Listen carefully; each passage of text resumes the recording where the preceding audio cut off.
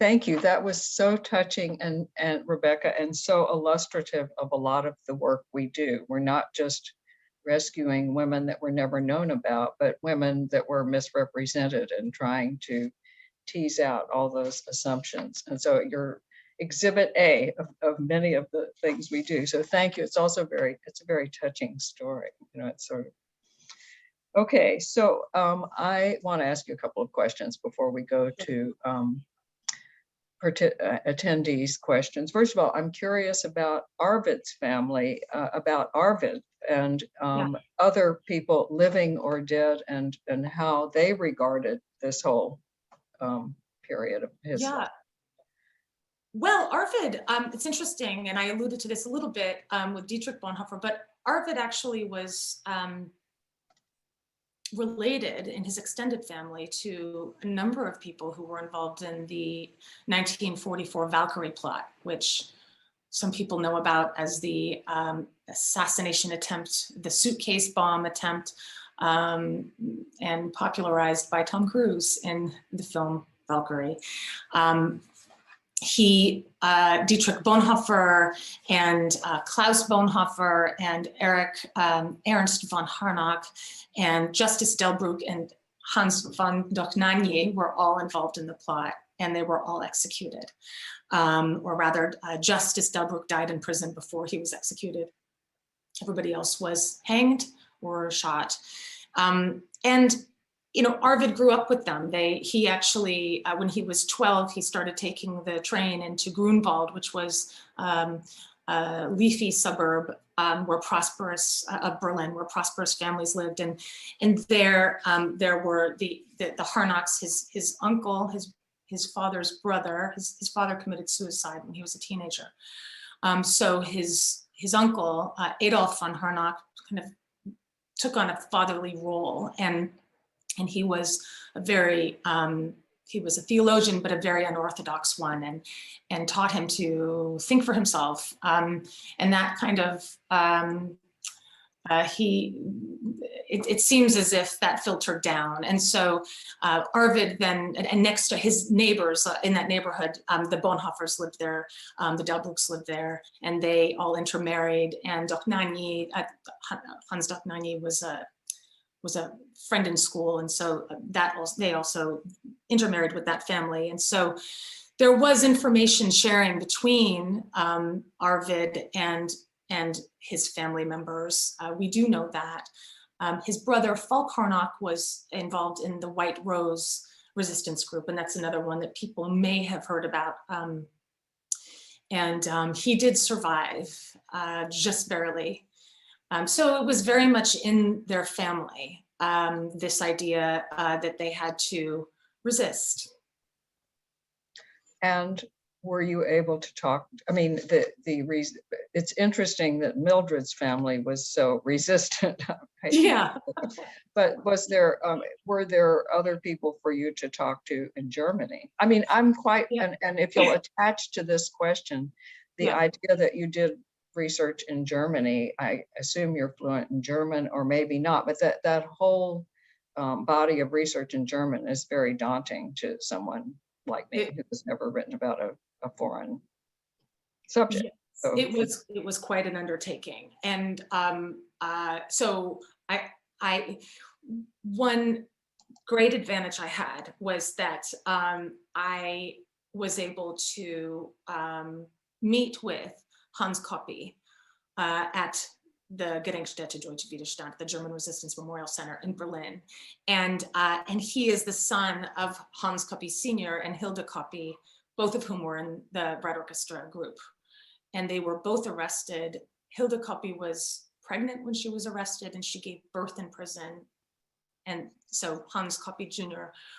was born in prison. And so here he is, the director of the Red Orchestra collection at the Gedenkstätte Deutsche Widerstand. So he gave me access to a tremendous amount of material. So I was very fortunate for that, to have that connection. And I'm deeply grateful to him. I also researched other archives, and I definitely used research assistants and translators, because some of the legal documents, I wanted to go through. There was an attempt, another attempt to try to get Manfred Roeder, the chief prosecutor, to prosecute him, and if not at Nuremberg, then in another way. And in Germany, there were attempts to do this, but then it all basically fell apart. But there are thousands of pages of legal documents, and so I wanted to go and look at all of those, and I certainly couldn't do it all on my own. So yeah, I definitely worked with translators and assistants. Okay, so I'm going to some people's questions, of which there are many. One is, this is about the story you're telling. What was the motivation of the person who betrayed Mildred? Do you know that? Oh, yeah, that's a very good question. And I definitely have a chapter about that in my book.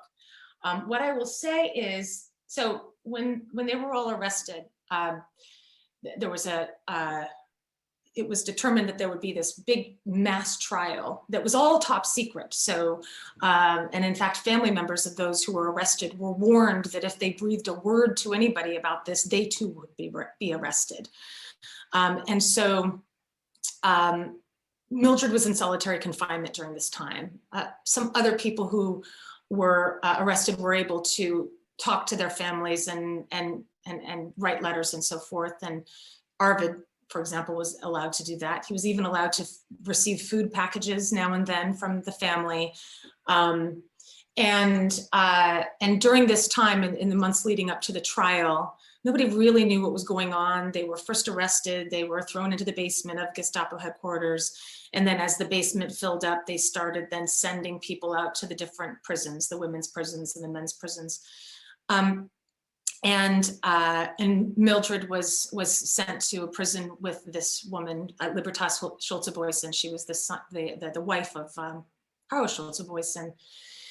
And so she and all the others were basically learned that there would be interrogations, frequent interrogations. People were tortured during these interrogations, many of them.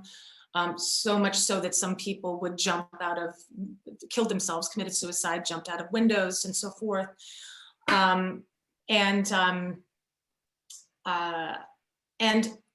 there was torture because what they were trying to do was, discover how large this network was and to try to get people to name their co-conspirators. And so in the court, the Reich court martial, that would be where they would go to court and be tried for treason, they had to have two people denouncing them. That was what they were told. So two pieces of evidence that they were traitors.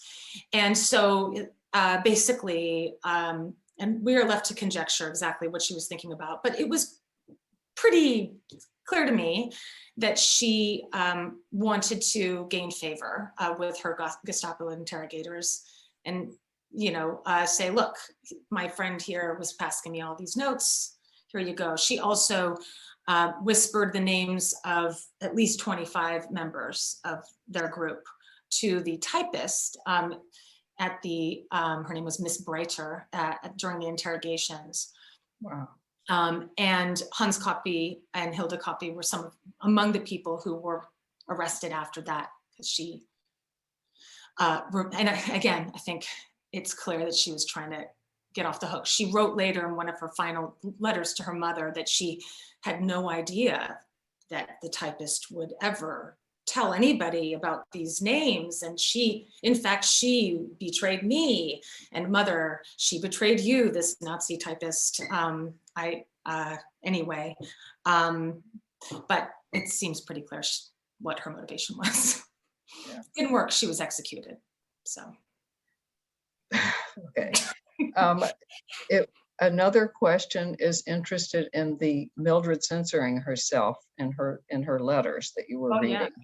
And the person wants to know how you were able to confirm that, and if you did develop, if indeed you did, your own decoder ring to figure out what she was writing. Yeah. Yeah, there's often the code would be, she would write the opposite of what she felt. So she would say something was really great when she meant it was really awful. So she would describe things that the Nazi party did and say how great it was. And then she would write, "You know what I mean, mother. Read this carefully," for example.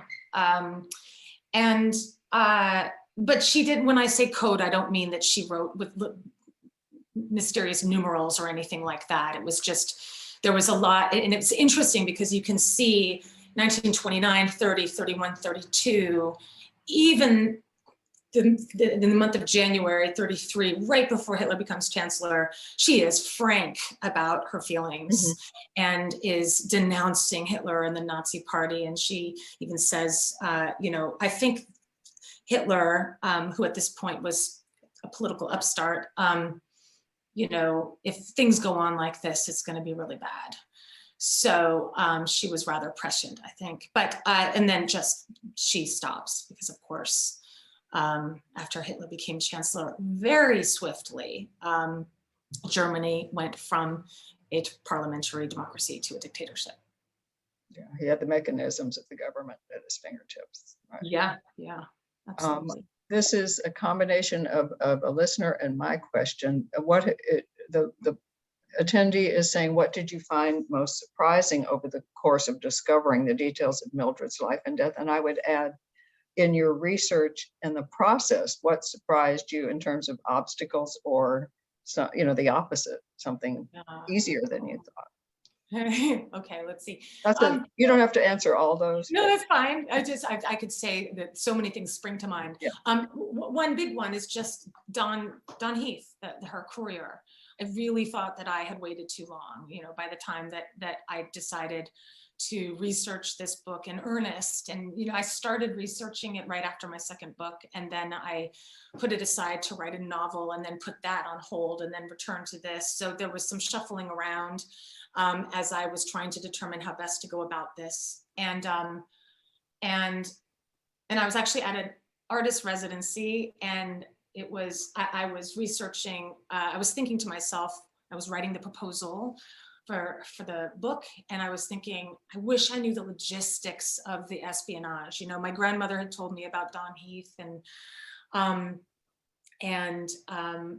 but I didn't quite, I wanted to know more. And I knew, in fact, from Shireen Bryce's biography, she did, and she uncovered a lot, certainly, and interviewed a lot of people who were no longer alive by the time that I started out with this. But I wanted to know more. And so, and I just assumed that I had missed the boat. And I was Googling, it was Thanksgiving early in the evening, and there was the smell of turkey in the air wafting up from the kitchen downstairs. And I thought, well, I'm going to take a break and just kind of Google. And I started Googling Mildred and I had done this before. And really, it's an exercise in frustration because I just find lots of errors, and then I think, I can't believe that these persist. And I saw a woman's blog, and she lived in Wisconsin, in Milwaukee, and she was saying, wow, I've just found out about Mildred Harnock and how tremendous that she's from Milwaukee, and how come nobody knows about her. And right at the bottom of the blog, there was somebody had written in, this was in 2011, and here I am in 2016. So 2011, somebody writes, well, I actually am related to somebody who knows a lot and knew her. And if anybody out there is curious, here's my email address. And it was an AOL email address. And I'm looking at this and I'm thinking, is this possible? Is this just a fraudulent thing? What is this? Maybe I'll just write to this person and I'll see what he means. And so I wrote to him, and by the time I was done, I went downstairs for Thanksgiving and everybody was on to the pecan pie. I totally missed dinner, but I was really kind of excited about whoever this was. And I decided to think about it with optimism. Anyway, the next day he wrote me back and he said, my uncle is Don Heath. And so I said, are you kidding me? I'm like, really? And he said, yes. And I said, may I speak with him? And he said, of course. And I got on the phone with him the next day, and we had a long 2-hour interview. And then I said, can I please fly out to meet you? And he said, of course. And I jumped on the plane and I flew out to California and so forth. So that was surprising. And just a tremendously wonderful surprise. And I had we spoke for so long, and it's such, and he had such a vivid memory. That was the other thing. It's such a vivid memory about Mildred, and all I had to do was just apply a little bit of pressure to some of his recollections. He would say, our cook, would make these pastries, and I would take them to Mildred. And I said, well, what kind of pastries? This is wartime. And he said, well, at the embassy, we got butter. Diplomats got butter from, and other kind of delicacies. And I said, well, what did the pastries look like? And he said, well, some were shaped like stars and some like crescent moons. It was such a gorgeous poetic detail. So that went in the book. That was a surprising detail. I can imagine your thankfulness on Thanksgiving. Oh. Well, you're surrounded by family that don't know that you're going berserk, right? So right. We have one from, I'm not naming any names because I haven't, but she's writing a biography of her father who worked with Ambassador Heath, and is curious why you decided not to insert yourself into the book. Oh yeah, I went back and forth about that. And initially I thought, oh, it can be sort of a memoir-y biography, and certainly there are many books out there that do that are wonderful. But first of all, it felt presumptuous. I didn't want to put myself in Nazi Germany or in the 1920s in Wisconsin. I felt that I really didn't have a place there. So for me to come in and say, when I heard that Mildred did this or that, or, I tried out various kind of configurations for how I would insert myself in the narrative, or even obviously the story about my grandmother, and how I didn't go into it, but when I was a teenager, the things she told me, and she gave me a stack of Mildred's books, and inside you could see the handwriting, Mildred's handwriting, and her underlines, and I would read the underlines and try to imagine what she was thinking, and why did she underline this instead of that. And that's interesting, but what she did in the Resistance is so much more interesting, and so I thought I just didn't have a place in the narrative. Yeah. Okay, I'm going to chime in with another one, which was you progressed from novels to biography. Yeah. And many biographers struggle with the ability to write narrative. You already knew how to do that. So what did you find in making this transition that was hard, that was easy, that was different? It's an interest. Some people do go back and forth.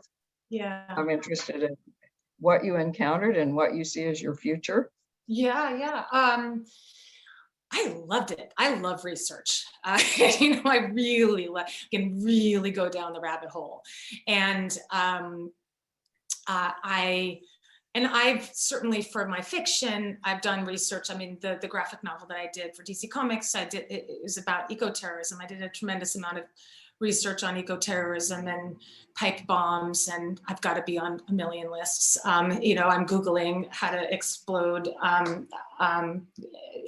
factories and so forth, and what people did, in order to express their feelings about various environmental policies, but using sort of guerrilla tactics. So I did a ton of research in that. My interest has remained this idea of the line between political conviction and extremism, and how do you cross over, and who crosses over, and why, and what are the risks, and do people think about them? Did Mildred know? At what point did she decide, I'm risking my life and it doesn't matter?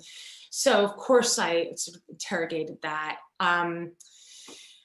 I found that so I love research. I love narrative too, and that the question just, you know, when you're writing a novel, you're thinking, why does this character do this, or why does this character do that? And there's a lot of conjecture. And when you mobilize a character, you know, it has to, whatever the character does has to make some kind of sense. And hopefully there's an element of something surprising too. You don't want to just read a novel about somebody who does exactly what you think they're going to do. Something that will keep you turning the page and curious and so forth. Same kind of thing with biography, I think would apply, in the sense that you are wondering, you know, why is this person doing this and so forth. But the difference is, of course, you can't make it up. I can't supply, I don't know what she was doing in her prison cell, what she was really thinking. I have Gertrude's letter, 2 of them that she wrote after the war, and so she, and I showed you part of it, one, but you know, she lists in detail what was going on. But you know, she's censoring herself. She's writing to Mildred's mother-in-law. She's not going to tell. She kept it quite sunny. She didn't go into the gruesome aspects, and there were certainly gruesome aspects as well that were elided. So Harold Pulchow, who was a chaplain, Lutheran chaplain, visited her last hour of her life. This is the reason why we have those handwritten translations, because he was secretly in the resistance and he smuggled that book out. And so we have his eyewitness account, but even of course, he has his own perceptions and biases and so forth. It's interesting to me though, too, so I can present these pieces of the puzzle, and like I had mentioned earlier, there are still gaps. And so as a responsible biographer, I can't, even she's my relative, sometimes people say, oh, do you feel like you could read her thoughts? No, I can't. And I don't know what she was thinking. My familial connection to her is simply, you know, I might feel motivated in a way to discover why she did what she did. But even that's not quite accurate. I would do that about somebody else who fascinates me too, who's not in my family. So I find the constrictions kind of interesting to me, and they provide a kind of structure. You know, I can only say what I know. And then what I don't know, I can either sort of present the gap and just acknowledge it. I don't feel impelled to say, this is what she was thinking, and this is, and I think that as a novelist, you tend to want to fill in the gaps more, because you're the one inventing this, and you don't want to be sort of frustratingly enigmatic. Well, yes, there's a freedom in being able to make things up that you don't. This is related to narrative, but it's sort of the other part of what you need to do in biography, which is the exposition. You need to create context so that people understand what you're talking about. And I don't think there's any war that people are more familiar with the history of than World War II. But the movements within the resistance, the various groups of resistance, etc. I wonder how, I assume you had to make decisions about how much context to provide. You can't know how much your readers are going to know. And I think that that's a decision that it can slow down the narrative, but you feel people need to have certain bits of information. So was your journey in deciding how much to include? Yes, that's an excellent question. And I did think about that a lot. I really love going down the rabbit hole. So this time in history, the Second World War and the years leading up to it is fascinating to me. I did put a lot in. I did not approach this with the assumption that everybody knew all the nuances. And in fact, when I did research in Germany, I would also sort of try out and see if Germans knew about this history. How much did people know about the resistance, and as well as Americans? And I found, at least about the resistance, there's not a lot of knowledge, certainly not in the United States. And even at least in the current generation, like 20-something, 30-something Germans don't really know that much. But in terms of World War II and the battles, and but also in the years leading up to World War II, I actually I devote a lot of attention to the rise of fascism. Mm-hmm. So there is actually a lot of history about how the Nazi Party grew to be so popular, and in 1928, less than 3% of people voted for the Nazi Party in a Reichstag election. And then in 1932, 37% voted. It was still less than 50%. And so, but how did this happen? And I go into quite a bit of detail. And then as the detail pertained to the resistance, the acts of resistance and that Mildred participated in, and her co-conspirators, as the aspects of the Second World War pertain to that, I go into that as well. So, I needed to maintain focus, but if you don't quite know about the context, then you don't quite understand what was at stake. And you can't really inhabit that time without really understanding. You can't really stand in her shoes in the way that I want the reader to, if you don't know what's happening around her. That's so interesting that the German history is lost to them as well. So yeah. There have been studies about this too. That the percentage of Germans who don't know about various resistance groups. So again, the White Rose is everybody kind of knows about that one, and the July 1944 Valkyrie plot, people tend to know about that. Yes, right. Right. But again, it's spotty. Yeah. So several people want to know why Mildred Harnack was singled out for her method of execution as opposed to the hanging and the shooting. Yes. Well, actually, women. It wasn't just Mildred, it was women. So the Nazis had a special perversity to determine that it was kinder to decapitate the women than it was to hang them. Oh, I don't think we realized that was okay. It was kinder. Yeah. So they suffered less. It happened quicker. Yeah.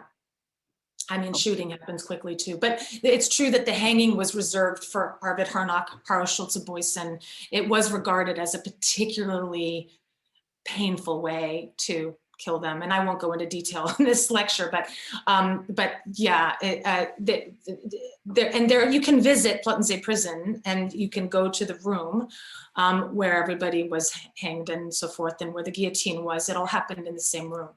It's when I went last, I was there by myself. I mean, and this is before the pandemic, where you would think that maybe people would be visiting this site, this historical site, but I sat alone in that room. I actually just sat down on the stone floor and was sort of deep in contemplation about my book for an hour and a half by myself, but it's all there. It's all been preserved.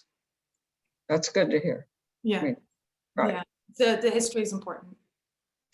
There are also several questions about Mildred's family's reaction. They mean the American family. And one is, did they think they were in danger by her involvement in the Yes. So that's part, yes, definitely.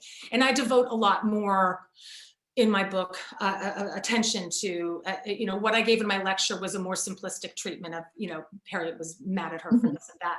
But yes, there was that as well. Certainly and a kind of Cold War, this is all seen through the lens of the Cold War. So after the Second World War, there was a big concern about being branded a communist. And because she was branded a communist and she was sympathetic to communism, and she was in some of the articles that came out, they said, this is before that New York Times article, but the local paper talked about the sensational conspiracy that Mildred Harnack was involved in. So it was deeply embarrassing to the family. And also they worried that she was worried her husband would lose his job.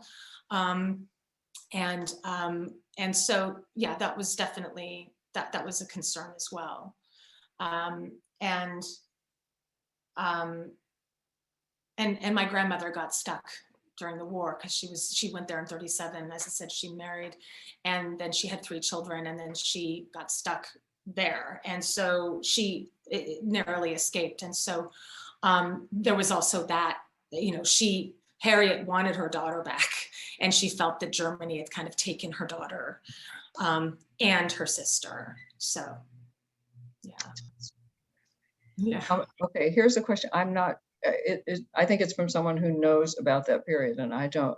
Asking about her involvement with the women in the American church in Berlin. I don't know whether that's. Oh yeah, the American church. So, so that was a place where so there was the American school in Berlin and the American church in Berlin, and these were central meeting places for the expats in Berlin. And a lot of the people at the U.S. Embassy in Berlin, the diplomats, their wives, the children, they all went here. And the American school was where Don Heath went, and other diplomats, children, as well as neighborhood children. And the American church, same thing. So on Sundays, and also the newspaper correspondents and the American newspaper correspondents and other foreign correspondents would all go to the American church. And Don Heath's mother, Louise Heath, would sometimes go to the American church with Mildred, and there's some, it's clear that there was, it was a kind of meeting place, a relatively sort of public but safe meeting place. But then of course, there were Nazis who would occupy the last row, and so people started to feel that it wasn't so safe and that they were being watched. And there was this question: how much do you stand apart as an American expat? And how much are you, must you follow the rules and the prohibitions? How much are you exempt? And so that anyway, but yes, the American church was a big part of the lives of these characters, and actually these people, these real people. Don Heath, I also want to mention, when he talked to me about how he would go, when he went to Mildred's apartment, his father told him, and Mildred did too, never take the same route twice. So, get off at this U-Bahn stop and then cross the street and then go to, for example, the American church. And he would go all the way up to the spire and then look around and make sure that, the coast was clear, and then he would go back down again. So that figured prominently in his own peregrinations as well. Okay. Here's another historical connection, asking about Mildred's relationship with Martha Dodd. Oh, yeah. Okay, so tell us about that. Well, readers of Erik Larson's wonderful book, The Garden of the Beasts, will be familiar with this relationship, because Mildred does appear in several chapters of his book. And Martha Dodd is the central focus of that book, as is her father, Ambassador Dodd. But yes, I didn't talk about her in this lecture. Martha Dodd kind of takes over whenever she enters the room and enters a book. So just to keep my lecture down to 45 minutes, I didn't touch on her. But yes, I went to the Library of Congress and I went through the Martha Dodd files. It's amazing to see my great-great-aunt's letters in her file, her business card, and there's Mildred's handwriting at the top of the business card where she's sort of sending Martha little notes. Oh, would you like to come and see me at 3 o'clock? That kind of thing. And I go into a lot of depth about their relationship, because it's an interesting contrast. Mildred was authentically in this resistance group, and Martha Dodd felt she wrote about this later in her memoir, but in her mind, she was in the resistance. But not so much. She did get involved in espionage, but instead of taking, what Mildred and Arvid did was, Arvid stole information from the Ministry of Economics and passed that on to the Allies in order to potentially use to bring down Germany, Martha spied on her father and, went through his file cabinets and gave that to the Soviet Union. So she's spying on her own country, kind of thinking that this is somehow helping the cause, but it's quite a different endeavor. And if you look in the espionage files as well, at one point, Martha doesn't know how deeply Mildred is involved in espionage. So Mildred is sort of, she tells her little bits and pieces, but she certainly doesn't give her the whole story. And so there's one memo where after Martha Dodd actually has a control officer who's basically communicating with her, and she writes that she has a really great idea for somebody they could recruit. And her American friend, and knows so many people in Berlin society, and she's really, tight with the ambassadors and the various dignitaries. And so anyway, she had no idea that Mildred was already involved, and that's certainly Mildred actually. Another thing I found out in my research was the NKVD had a file on Mildred going back to the early 30s. So that they had their eye on both Mildred and Arvid as potential sources early on. That's so interesting. That must have been a fun part to write, actually. It was so fun. I don't know. And she fell in love with a Nazi. She fell in love with a communist. She had all of these affairs. Again, readers of Erik Larson's book will know this. But the love letters that she would write to Boris Vinogrodev, and then the letters that he presumably wrote back, but at some point somebody else is writing them for him. Anyway, they're kind of astonishing. I'll just leave it at that. I think sometimes there are people in our subjects' lives that are such strong personalities, they threaten to take over, and you have to keep mashing them back into their place. It sounds like she was one. She was, but she was also fun. I mean, I needed some moments of levity too in this book because it's grim stuff, some of it. Yes. And so when I wanted to give a full picture of who she was and also answer that question. If she was sort of confused about sort of her stance on espionage and where she would draw the line in terms of spying on her own country and her father and so forth, I felt like it was important for me to show in as comprehensive way as possible why Mildred was her friend, Mm-hmm. And Mildred spent a lot of time alone, and she was lonely, and she did want to have an American friend. And she really, when she wrote letters back to her mother about how she would have these wonderful long conversations with Martha Dodd, and they were the type of conversations she would not have with professors at the University of Berlin. So it just also showed me another side of Mildred. Yes. Yeah. Right. So I have a question from one of our members asking how long the research, interviewing, and writing took. A very yeah. Right. Yes. And what did you imagine before you started versus how long it actually took? That's probably a good part of the question. I mean, I would say in earnest, it's hard to, so I visited the Gedenkstätte Deutsche Widerstand right after I finished my second book. So this was 2008, 2009 in there. Mm-hmm. And I actually thought, well, I'm going to go there and I'm going to see if there's a plaque somewhere and maybe a couple brochures, and then I can meet with the director there. And I took the elevator up several floors, and the door opened, and right there, about 20 feet tall, was this massive portrait of Mildred. And it was the first moment where I thought, oh, I think I need to write about this now. Wow. And there was a huge exhibition about her that just so happened to coincide with when I was in Berlin. And I didn't even know this, but it was 2 rooms full of artifacts and so forth. But then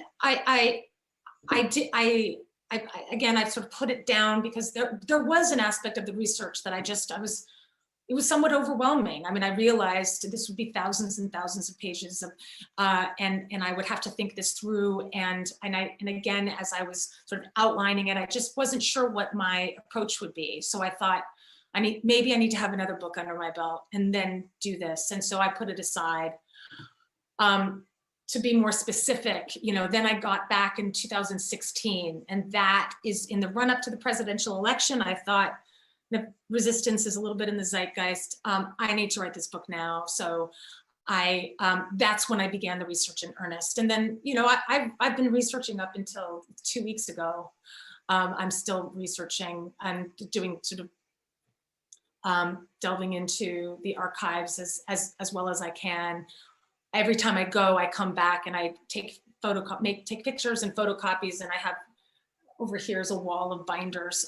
So there, I have plenty to go into, but and it's the kind of thing, and biographers will understand this. You have to just pull me away at some point, because I'll just keep researching this. I could keep researching this for another 10 years, and I would not run out of things to discover. So. Yes, it's hard to stop and start writing. And I think to wrap up, we should talk about either the writing or the research, whether or not even at this late. That's pretty fast, though. If you really started in earnest in 2016, it is. It's massive. I worked really hard. Yeah, I did. It was an all-consuming process, and I happily just dove right in.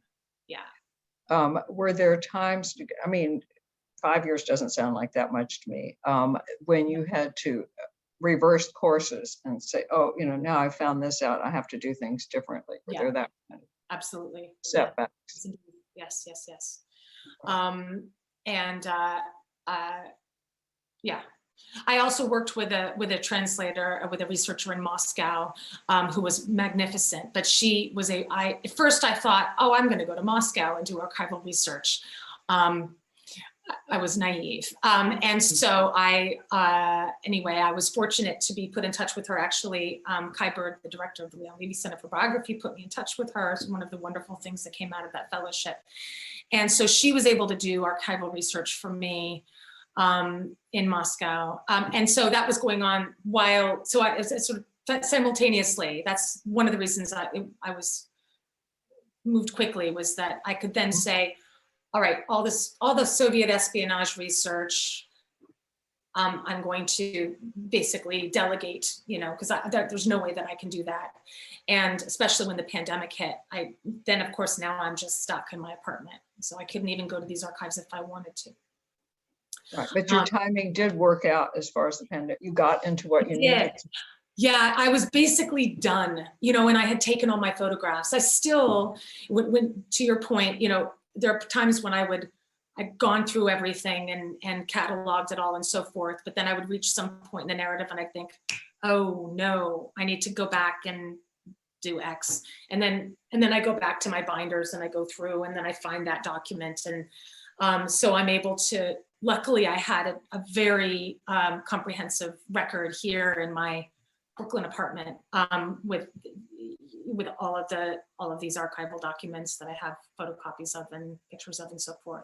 So even when I wanted, and I still, props to some of these archives. I wrote to the Bundesarchiv in Berlin and also the Gedenkstätte Deutsche Widerstand, and they, during the pandemic, provided me with documents that I needed, which is phenomenal. And that is phenomenal. I'm also very grateful. Yeah. Yes, I hope that people will come away with a sense of the dimensions of what's involved in such a worldwide document search before and during a pandemic, and then putting it all together. So congratulations. I think we all can't wait to read it. That's the frustrating part about the works in progress. We can't have the instant gratification of now running out and buying it, but can't wait. Congratulations. Thank you. Yes. And thank you for giving this talk. It's been fascinating. And so we all thank you. It's absolutely my pleasure. And I thank you as well for giving me this opportunity. Thank you. Okay.